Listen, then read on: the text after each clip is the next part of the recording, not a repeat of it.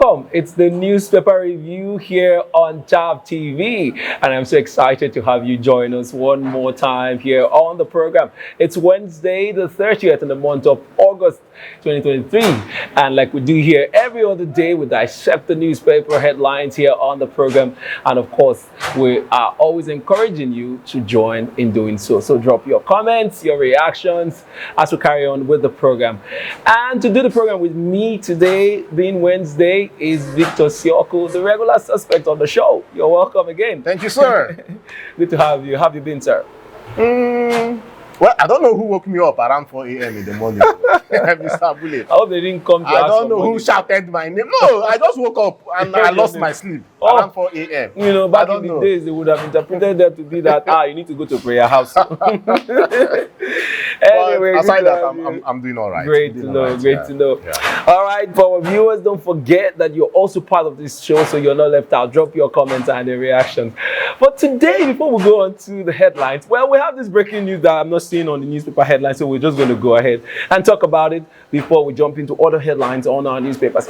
And it is the very sad story happening in Gabon. I'm sure you must have heard about it already. That is the coup that took place in Gabon within the last 24 hours. And when that news broke, I was saddened because, you know, we have earlier predicted that if this is not brought under check, you know, looking at the Niger Republic situation, if this is not brought under control, it might happen again. And unfortunately, it has happened again in Gabon. And the story is not different from Niger. It's the same or similar story of we're tired of our politicians and they're not doing well. Our economy is in shambles and we're suffering for no reason. So we want to take back power and try to fix our country. And it's the same narrative. But the issue of coup is something that many Nigerians, many Africans are frowning at. What's your take on that story? Well, you mentioned that it has some similarities with, yes, it does have some similarities with Niger. But I think the Gabon case is, some people out there might just be like, the military should take over now. Okay, because the family that is running, it's a family business in Gabon that has been running the country. Okay, in short, it's too bad that the president wants to make the son and the daughter heads of government. Okay, and come to think of it, you are ruling people. These are not livestock. They are not cows. And this is supposed to be a democratic dispensation. It's not some kind of parliamentary kind of government where you say, okay, we have a king, so the family, the royal family will have people taking over from one another. I mean, it's democracy. And so you use the power that the people have given to you against them. So you use it to install your relatives one after the other, and they've been in power for over 30 years. It's not as though the economy is doing great under them. They are suffering. Gabonese are suffering. And that's why they're like, oh no, we're tired. And this is a small country with about 2.3 or 2.5 million persons. Not even up to Rivers State. No. Not even up to Rivers State. And you have the resources. You have oil. You have palm oil. As in, I mean crude oil. You have palm oil. You have wood. You have manganese. You have good conservative area. 88% of Gabon land is forest. 88%.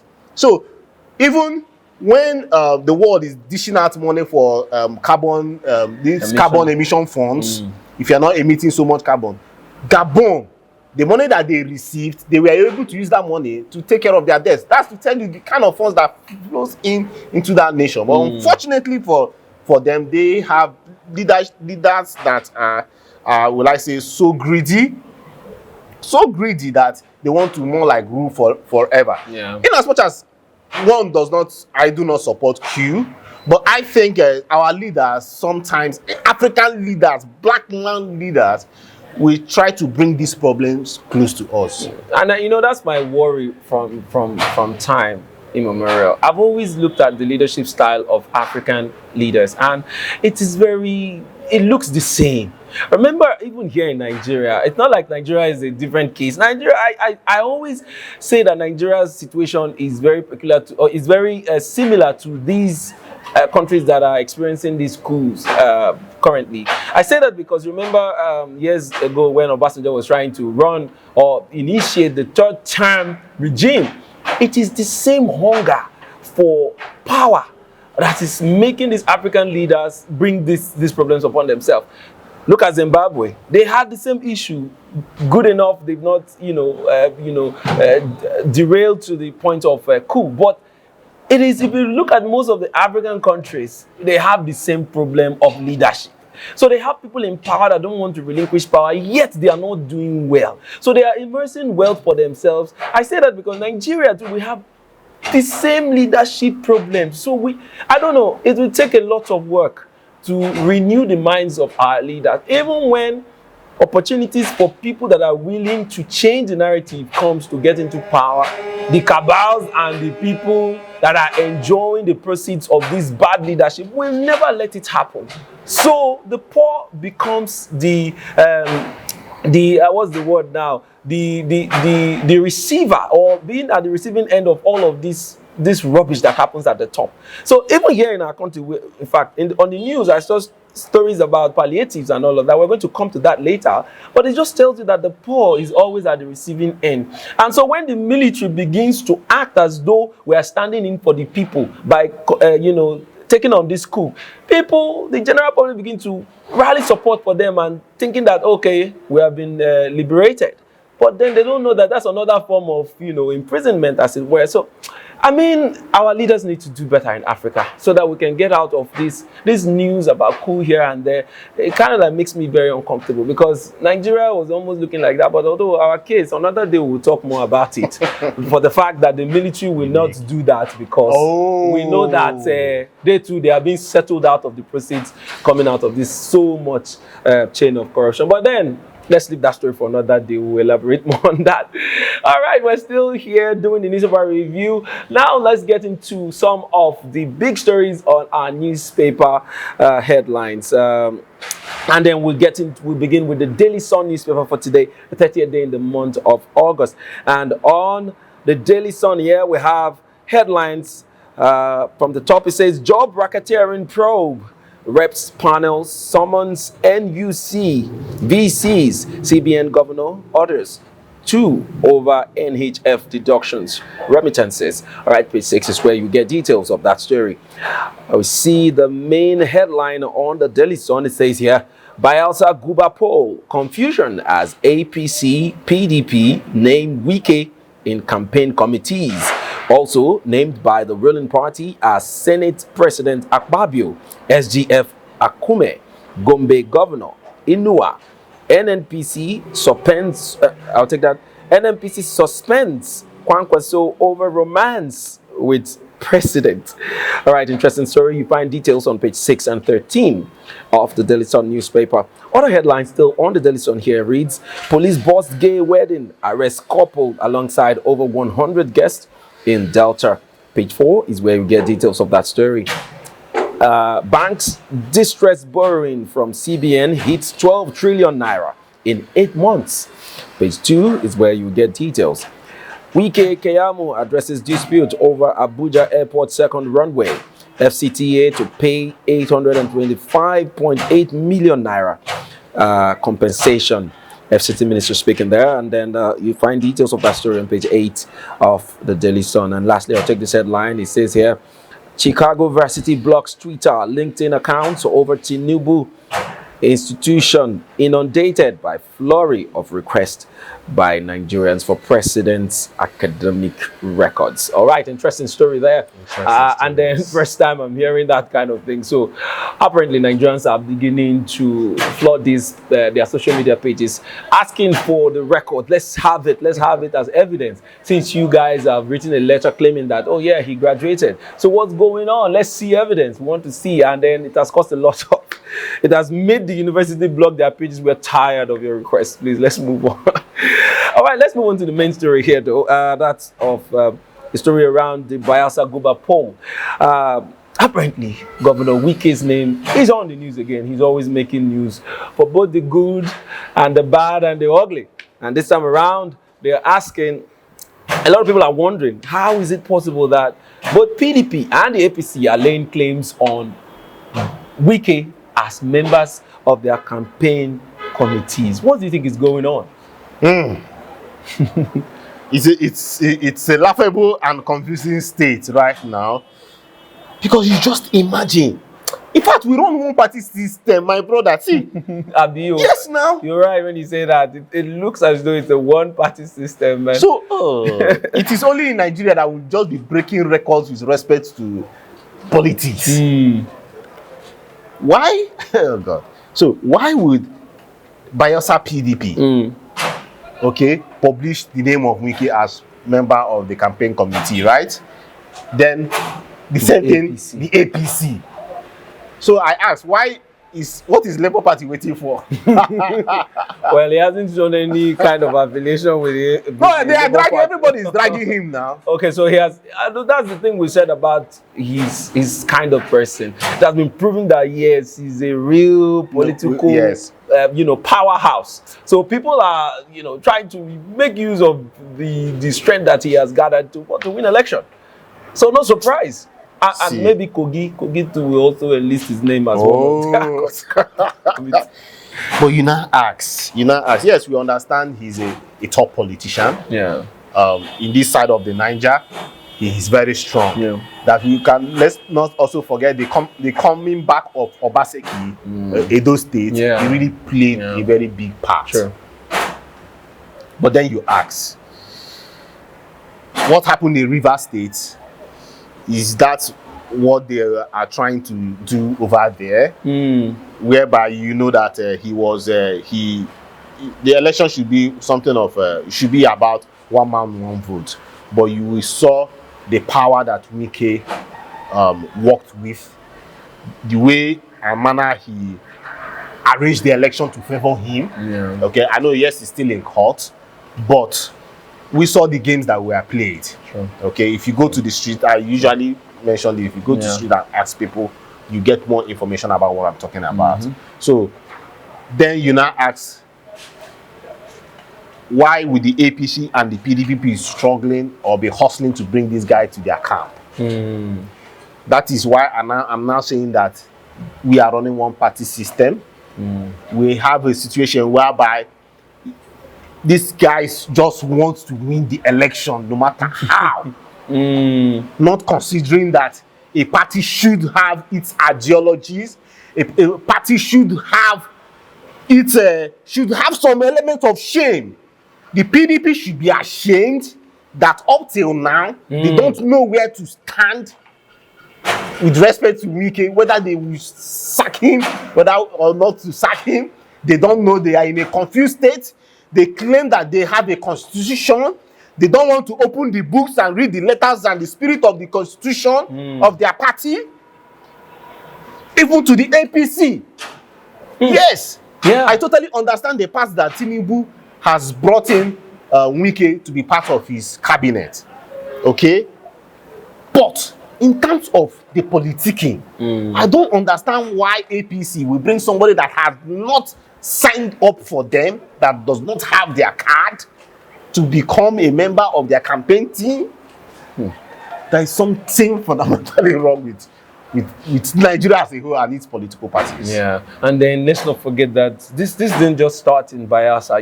Right here in Rivers State, we also saw just after the election how the APC was claiming ownership of Wike. That is the right time. Yes, claiming ownership. Yeah, they were and it was all over the place. They, came out on the media to sack the leader, being governor, the former governor Amechi, and then they said Wike was now the leader.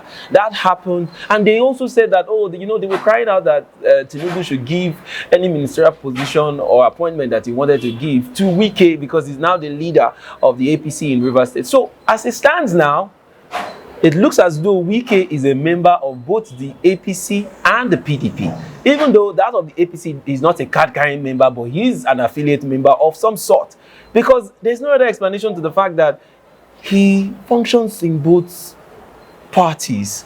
He made the APC, practically drove the APC to winning the election in Rivers State. And the presidential election in Rivers State. He's very proud about it. He beats his chest about it. He said he was happy he did it.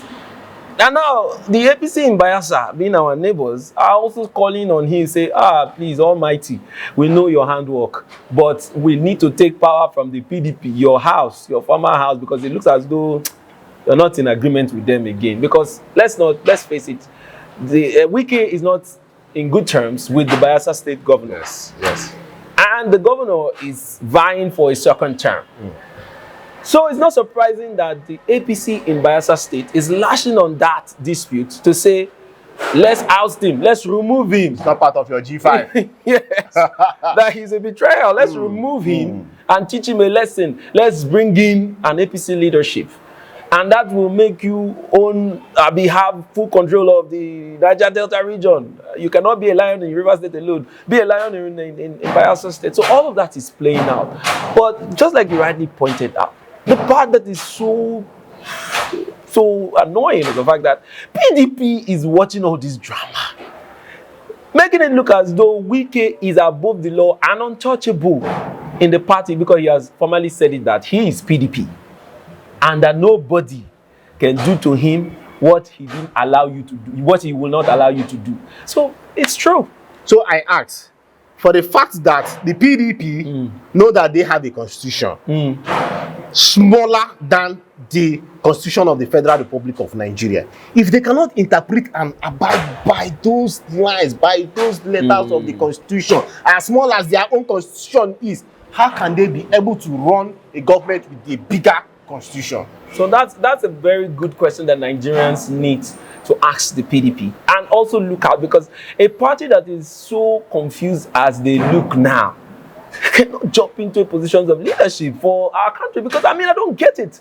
How can people, openly break the law as it were, and nothing is being done? But then we leave all of that for the PDP to handle and try to sort out their house. Even the APC, I don't know why they're so desperate to want to win positions by dragging Wike. Wike, as a minister in President Tinubu's cabinet, it's understandable because we all know that Wike is a workaholic.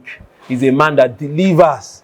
So yes, President Tinubu wants to run a government that is one of a government that delivers and keeps to their word. Look at it. Within a few weeks, Wike is all over the news with what he's already started doing in the FCT. So it is not surprising. But then for the PDP is where we are all looking at like what's going on. All right, we'll move on to our next paper. Let's leave Wike stories because always it will drag us to where we don't want to go to. But let's go on to other papers, and this time it will be this day for today, the 30th day in the month of August 2023. And on this day we have a headline here: Lagos, Enugu governors jostle for investors at LCCI's Invest Nigeria Expo 2023. Sanwo-Olu says state committed to being Nigeria's preferred investment destination. Mba woos investors with pledge to grant CFO within 72 hours. De-risked investment environment. Incentives, man. No, but then I love the fact that Governor Mba is doing this. Other states need to also take the lead and start to woo investors to different parts of the country. You need to go to Lagos and see that Lagos is becoming the hub of investment in Nigeria, and and then Lagos is not the only state in Nigeria. I know they're doing well. They have created an enabling environment that will really make investors want to stay. But then the state is getting really too overpopulated and condensed for me. So other states need to begin to woo. River State has the potential. But what are we doing? River State does have the potential, but what are we doing about it? Politics. I've not seen our governor in conferences like this. Both the one that happened in the other country, the recent governors, Rwanda, in Kigali. The one they had in Kigali. Our River State governor did not go there. But then these are some of the conferences that we need to have our state governor attend to start to woo investors and bring them back here. They used to be here, but most of them left because of the high level of insecurity that came on and a lot more issues. But then let's move on with the headline still. We see here, report Lagos ranked 5th best African city to live, work. You find details on page 12. Interesting, just like what we're saying. How? You can't even drive around freely. Enjoy your money that you're working for. You can't even shoot skit on the road. You can't even shoot skits. You can't even carry plywood off a street. Highway the boss will just attack you. So, I don't know how they got this ranking, but then that's Lagos State for you. Other headlines still on this day says here, my success depends on your support. Prayers, Fagbemi tells class of 85, says judiciary critical in fight against corruption. Find details on page 10 of this day newspaper. We move on to the headliner here on this day says, NNPP's crisis deepens. Kwankwaso suspended. Founder expelled. Oh, wow. The founder also got expelled from the party. And then we saw this picture of former President Muhammadu Buhari and the Oba of Benin. And the headline right under that says, Oba of Benin visits Buhari. All right, let's move on to our discussion. And this time, let's talk about the NNPP. Also, there's also crisis. It's been going on there. And this time, we see that that's really, dipping. And to the extent that the founder of the party has also been expelled. Interesting one. What do you say to that story? Okay, so let's take ourselves aback. So as Tinubu won the election, as Tinubu was pronounced president of the Federal Republic of Nigeria, other persons from different parties were coming to congratulate him, okay, and also trying to get one position or the other. Let's tell ourselves the truth, okay. So because Tinubu promised a tenor of unity, a tenor of inclusiveness, bringing everybody, not minding your party, that he just wants to succeed. Sure. So we saw the effect. Mike got in. Then it was presumed, or will I say, predicted that Rabiu Kwankwaso was going to become the FCT minister. Yes. So how are these coming together? Remember, NNPP has just one governor, or they were able to get one governor in Kano State. In Kano State. And it was reported, okay, that Kwankwaso backed the governor in demolishing some places in Abuja to at least make sure that they were on their roadmap, okay, and somehow, Ganduje, the Ganduje, let me keep it. So Ganduje has been mocking Kwankwaso because they don't walk on the same aisle. Those guys are stark enemies. Sorry, I'm using that word. But that's what is the real thing. That's what we see. On a day, the particular day, the two of them came to the villa. They did not pass through this. They were dodging each other. On the day, the two of them were in the villa. That Gandola, I finally called him Gandola. Ganduje made a statement. Ganduje made a statement that if you see that he will blow him. I don't know whether you got that news. Okay? I didn't get that, but then he made such a statement? Yes! That he will beat him. Okay, sorry. So, the news now came out that he did not win, that he did not get any appointment. So what then happened? There was now a faction. The faction has been brewing. In fact, is there any political party that does not have a faction? Yeah, even the Labour. Everybody has a faction. Labour. Another day we'll talk about Labour. Their story is another story. So, just so that we wrap up, Ganduje now came out to say, okay, look at, there is a report that Ganduje has now sponsored a faction. Okay, and that faction is the one that sacked Kwankwaso. And the founder? No, the faction. Okay, they sacked Kwankwaso. That sacked Kwankwaso. Then Kwankwaso's faction now sacked the founder. Oh my God! That is why Nigeria is a when comic somebody house. like Nnamdi Kanu, sorry, what is happening today? But let me say it. When Nnamdi Kanu called Nigeria a zoo, I know some people, It looks that way, but that's not the case. he even used, sometimes you be like, he used a lighter word. Zoo. To describe, Because zoo is fenced, there is a barricade, there is a, there is a perimeter around the zoo that they do whatever. And the animals also respect some of the boundaries that have been put before them. But here, I have no words for Nigeria. We jump across the boundaries, we shatter them. As far as it favors us, we do all sorts, and we keep breaking the records, and we keep making fun or making. What's the word now? For lack of, but let's leave it. I told you Nigeria is a community central today, right? Yeah, for the sake of TV, let's just leave some of those very, harsh words. But then we know we're doing well, but we really have a long way to go. All right, we're going to take a short break now. Don't go anywhere. We're still taking the headlines. When we come back, we'll jump into our last paper for the day. You stay tuned. Hey there. Are you looking to record your videos, do your voiceovers, and take your professional pictures? Look no further. With our state-of-the-art newsroom, photography, kitchen for our food content creators, and exclusive children's studio, we certainly can deliver the best studio experience. Our carefully designed studio space can bring your diverse creative content ideas to life. We aim to consistently serve value to our customers far and wide. Come, let Tharv Media give life to your dreams. Tharv Media, a slice of infotainment.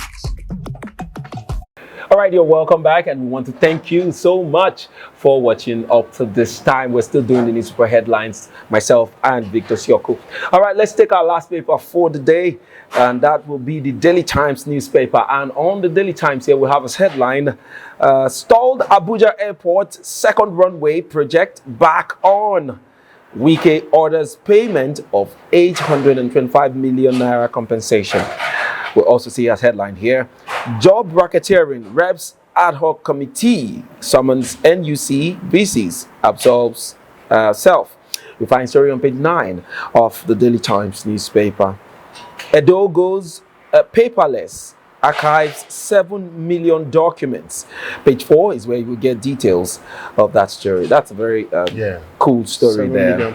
We wish that other states will also take the lead to do same. We'll move on to the main headline on the Daily Times. It says here, Akwa Ibom shuts Chinese firm making billions from illegal mining. If you need to know what kind of mining that is, please pick up a copy of the Daily Times newspaper and go to page 2 of that paper, and then read up the details. All right, that's all the headline we'll be taking on the Daily Times.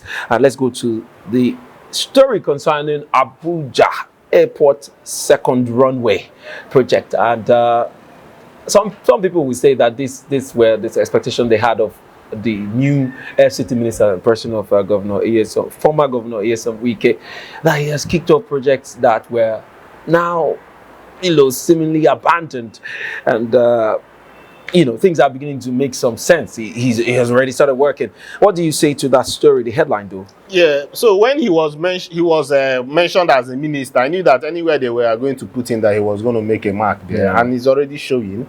And even in Rivers State, when they are making roads, it does not take so much time to pay compensations.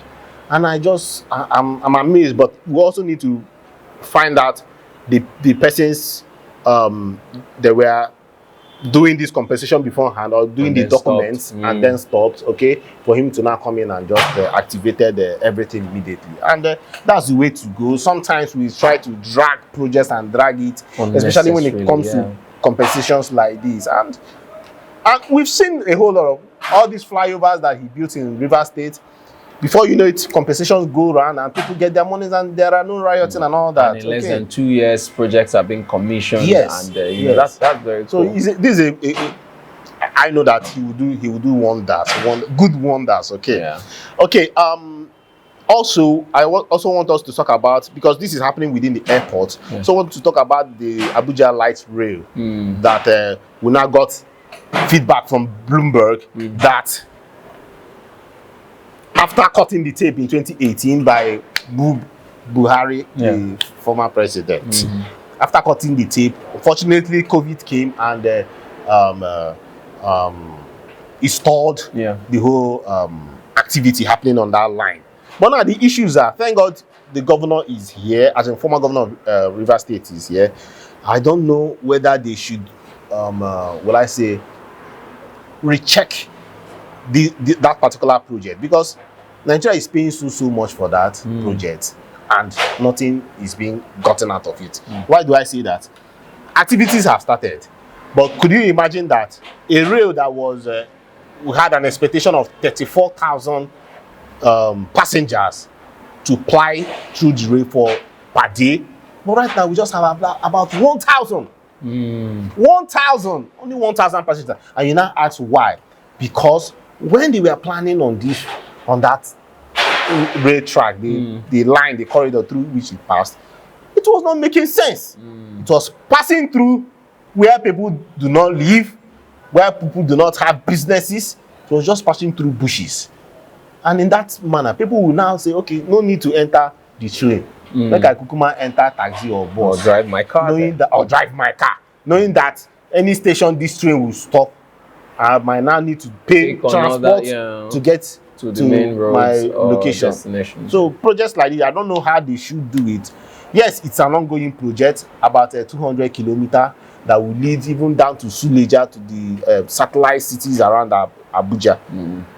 But the question now is, the loans that have been collected from Exim Bank of China, how are we going to just be spending and spending to pay back these loans? And the loan of about $500 million, we're spending every year 15 million to service that loan. But at the end of the day, the purpose of that project to service the people living in Abuja is not happening. Well, I believe that with the emergence of the new minister of the FCT, one that we know is very capable, we might see something come out. We might see some light coming out of that project. And it is very important that, yes, that project finds or begins to have some kind of headway, because so much money is spent. And that's just one out of thousands of projects around the country that have been abandoned. And some of them, like you rightly said, loans are being serviced till today on them, yet the projects are still in their baby states. Nothing is happening. And we don't want to see such projects anymore. I want to thank you so much, Victor. Thank you. But that is where we're going to draw the curtains for today. We want to thank you for watching the News Super Review here on Top TV.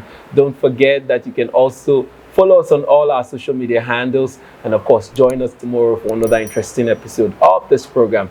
Till we see you next time, you stay well and stay safe. My name is William Sabule.